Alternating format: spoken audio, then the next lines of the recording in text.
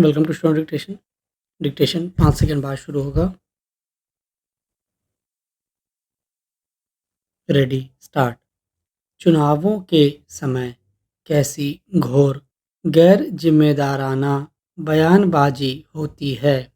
इसका उदाहरण है पश्चिम बंगाल की मुख्यमंत्री ममता बनर्जी का यह विचित्र प्रश्न कि क्या भाजपा के पास चुनाव से पहले एक और पहलगाम हमले के लिए कोई खाका तैयार है। निस्संदेह वे संकेत रूप में यह कहना चाहती हैं कि पहलगाम आतंकी हमले के पीछे भाजपा का हाथ था। यह पहली बार नहीं कि जब किसी नेता ने पहलगाम आतंकी हमले को लेकर बेजा बयान दिया हो। इस हमले के बाद भी कुछ नेताओं ने ऐसे बयान दिए थे कि आखिर आतंकियों के पास इतना समय कहाँ था कि वे लोगों को मारने के पहले उनका मजहब पूछते। कुछ ने भारत सरकार पर पहलगाम गए पर्यटकों की सुरक्षा में जानबूझकर ढिलाई बरतने के आरोप मढ़े थे। इसे भी विस्मृत नहीं किया जा सकता कि पुलवामा आतंकी हमले के बाद भी कुछ नेताओं ने अपने संकीर्ण स्वार्थों को सिद्ध करने के फेर में केंद्र सरकार को ही कटघरे में खड़ा करने की कोशिश की थी। यह साफ है कि ममता बनर्जी ने अपने वोट बैंक को तुष्ट करने के लिए बेतुका बयान दिया, लेकिन ऐसा करके उन्होंने राष्ट्रीय हितों को गंभीर क्षति ही पहुंचाई। उन्होंने पाकिस्तानी रक्षा मंत्री ख्वाजा आसिफ की उस धमकी के सिलसिले में उक्त बयान दिया जिसमें उन्होंने कहा था कि यदि भारत ने फिर से अपने लोगों पर ऐसी कोई कार्रवाई की जिसका दोष पाकिस्तान पर मढ़कर उसे निशाना बनाया तो हम कोलकाता तक हमले करेंगे।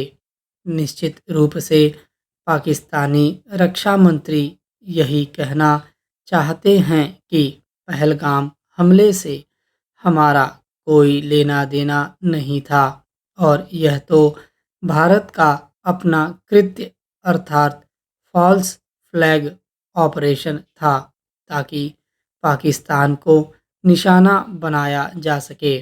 उन्होंने यह बयान रक्षा मंत्री राजनाथ सिंह की ओर से इस्लामाबाद को दी गई इस चेतावनी के बाद दिया कि यदि पाकिस्तान से दोबारा आतंकी हमले हुए तो भारत अभूतपूर्व कार्रवाई करेगा।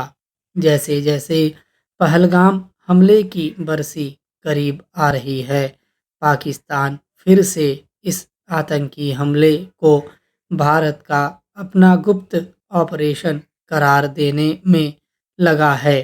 यह निराशाजनक और शर्मनाक है कि ममता बनर्जी एक तरह से उसी झूठ को उच्चारित कर रही हैं जिसे पाकिस्तान दोहरा रहा है।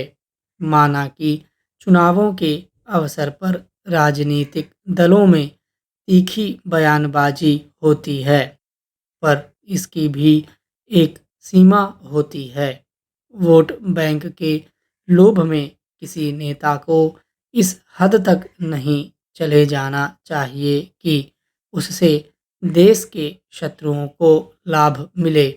उन्हें ध्यान रखना चाहिए कि पाकिस्तान अब भी भारत के खिलाफ आतंकी साजिश रचने में जुटा हुआ है।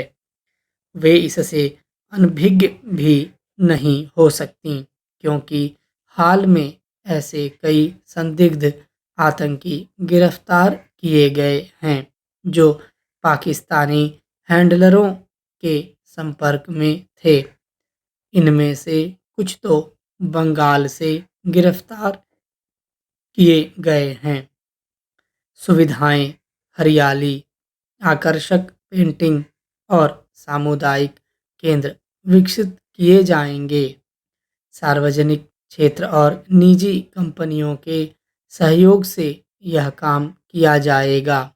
इसके लिए 90 से अधिक फ्लाईओवरों की पहचान की गई है। चरणबद्ध तरीके से इस काम को आगे बढ़ाया जा रहा है। पहले 6 फ्लाईओवरों का काम शुरू किया गया था। सोमवार को 6 अन्य फ्लाईओवरों के लिए कॉरपोरेट सामाजिक उत्तरदायित्व के अंतर्गत निजी कंपनियों के साथ समझौता किया गया है। दिल्ली सरकार का यह सही कदम है, क्योंकि लोक निर्माण विभाग, नगर निगम सहित अन्य संबंधित विभाग फ्लाईओवरों के नीचे के क्षेत्रों का उचित रखरखाव करने में विफल रहे हैं। यही कारण है कि अधिकांश फ्लाईओवरों के नीचे गंदगी फैली रहती है। कई जगहों पर अवैध पार्किंग कर दी गई है, तो कई जगहों पर अवैध झुग्गियां बना दी गई हैं। कई स्थानों पर असामाजिक तत्वों ने कब्जा जमा लिया है और वहां आपराधिक गतिविधियां भी होती हैं। यह सुरक्षा की दृष्टि से भी गंभीर मुद्दा है। सरकार की इस पहल से फ्लाईओवरों के नीचे पड़े खाली स्थानों का सदुपयोग हो सकेगा। इस योजना को सफल बनाने के लिए सभी चयनित फ्लाईओवरों के नीचे भूमि के सदुपयोग का काम शुरू किया जाना चाहिए। स्टॉप।